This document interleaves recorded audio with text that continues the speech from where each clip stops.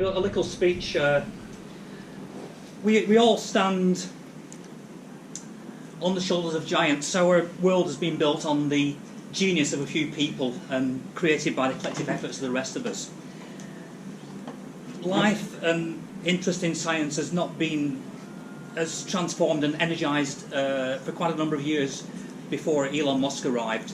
We had periods where we had Ford and Edison, and before that the people who did the pottery, Wedgwood, who really changed the world, and we're, I think, in that type of phase again. These type of people come very rarely. It's not proportional. A lot of people say it's proportional to the population. I don't think it is. I think they just occasionally occur. Everyone needs reasons to get up in the morning and a sense of adventure in your work. Science is hard but worthwhile. To advance the knowledge, shape and scale of human consciousness, to allow our species to ask the right questions. It's the only way forward. A very noble occupation. I would suggest to you that you make no small plans, that you choose to do things that will inspire you and that you enjoy. And we always remember that love is far better than hate.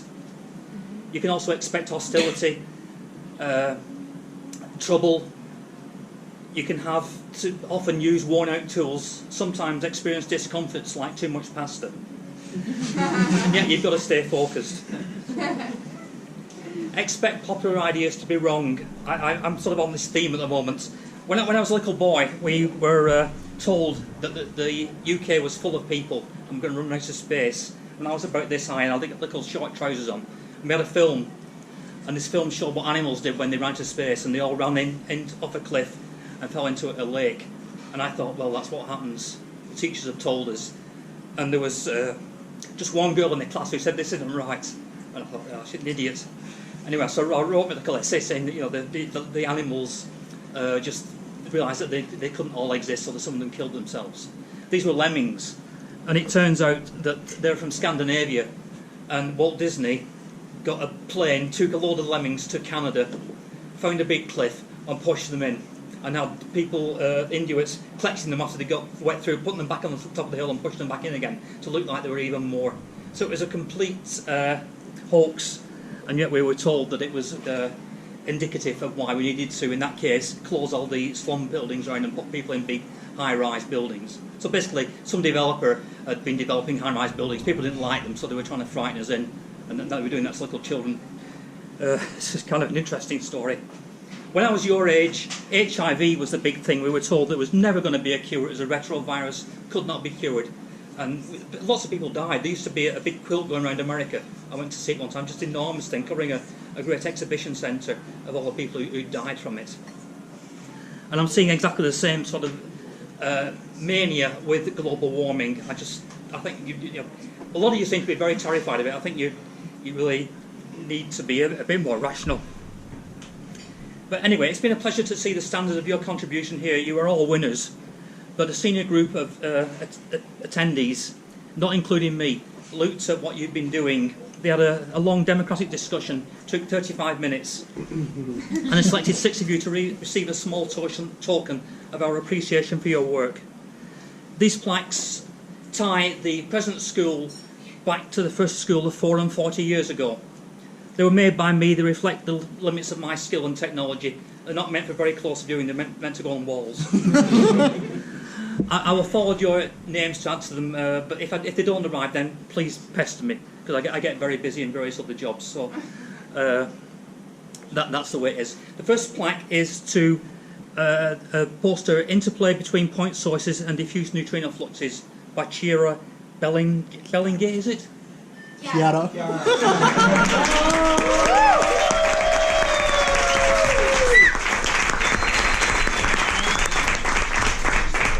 you so much. Thank you. The second one is to Lepto Hadronic Jet Disk Models N87, and that goes to Margot Bugel-Elibi. Yes.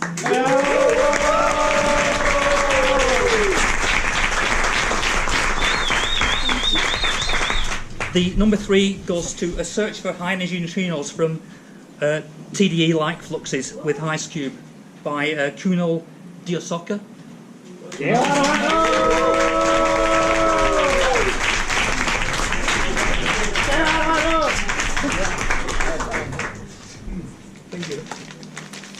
Then A Search for Neutrinos from Gamma Ray Bursts by Katerina Trimarelli.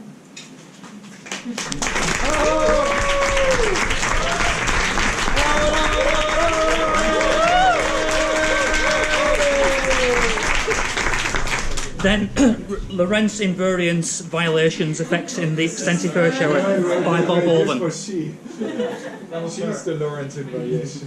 Is she? Oh, I think you right, missed. I got that wrong, haven't I? I think you missed someone in the middle. I missed someone in the middle there. Yeah. Who did I miss? Janice Necker.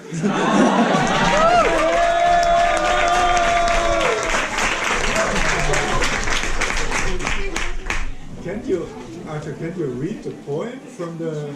I can, This yeah. would be nice, because... The poem was written, we think, by Frederick, the neutrino guy. Francis also. Yeah. Today in the Arichi maze, cosmic rays are the craze. This because a guy named S, ballooning up, found more, not less. Who have I not done now? Last one. Katerina. We've had Katerina. Kunal, we've had Janice. Bob Ivan.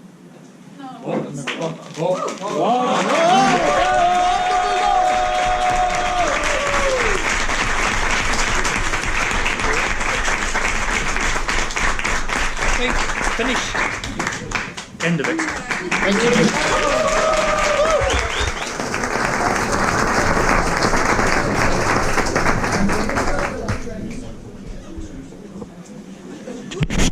Guys, go out for a drink, you have a glass of wine, have a paloma, have a tequila shot. And, but I think the applause right now should be to the organizers, especially you. Thank you very much.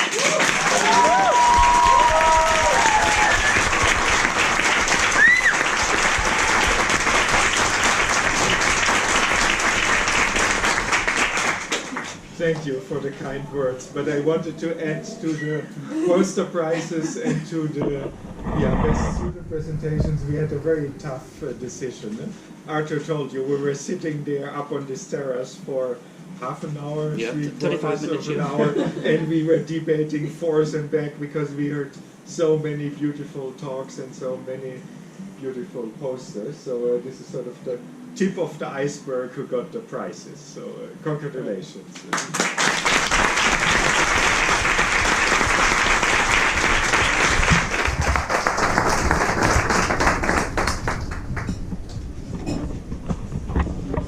Cheers!